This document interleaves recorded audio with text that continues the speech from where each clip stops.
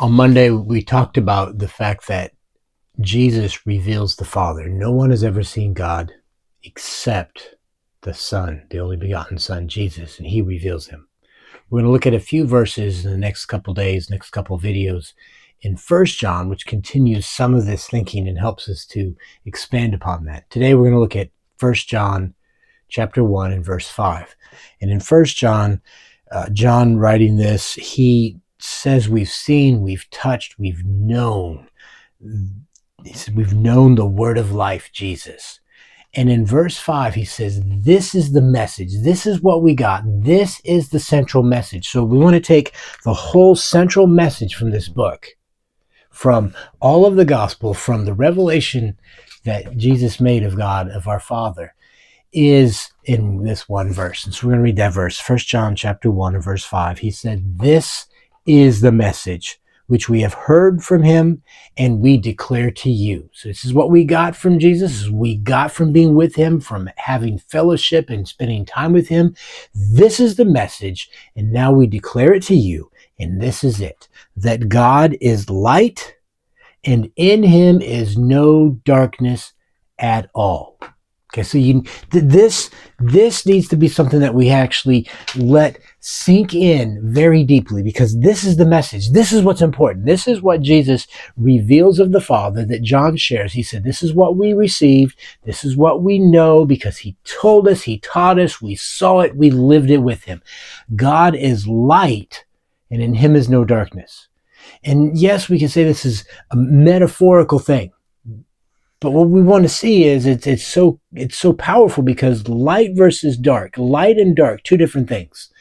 Two different things. In fact, what we have as darkness is the absence of light. You never turn up the darkness. If it's not bright enough, you turn up the light, or you turn the light down if you want it to be not so bright. But God is completely, totally all light. There is no darkness in him. There is nothing that limits and prohibits. It's complete. He is total and pure. In fact, we get further into 1 John, and he says to purify yourselves as he is pure. This is his intent and his purpose. So we need to see this is our Father who is completely pure. There is no darkness. There is no evil. There's no unrighteousness. There's nothing less than goodness and life in him. This is the message, and it's so powerful. This is foundational. This all goes back to the whole wisdom thing that in the tree in the garden.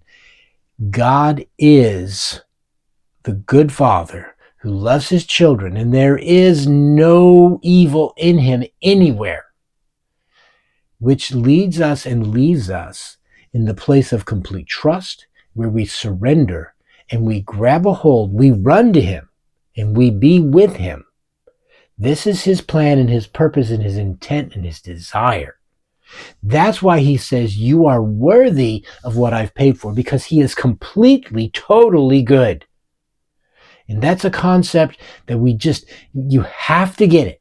You have to have it. You have to cling to it. It doesn't matter what it feels like. You may feel separated. You may feel that he's less than. The feeling is real, but it's not true. This is the message. God is light. There is no darkness in him at all. He can't lie. He can't be and do evil. That's why he doesn't tempt people to do evil.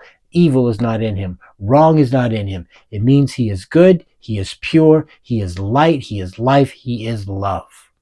This is the message that John was declaring, that the whole Bible declares, that we receive from Jesus.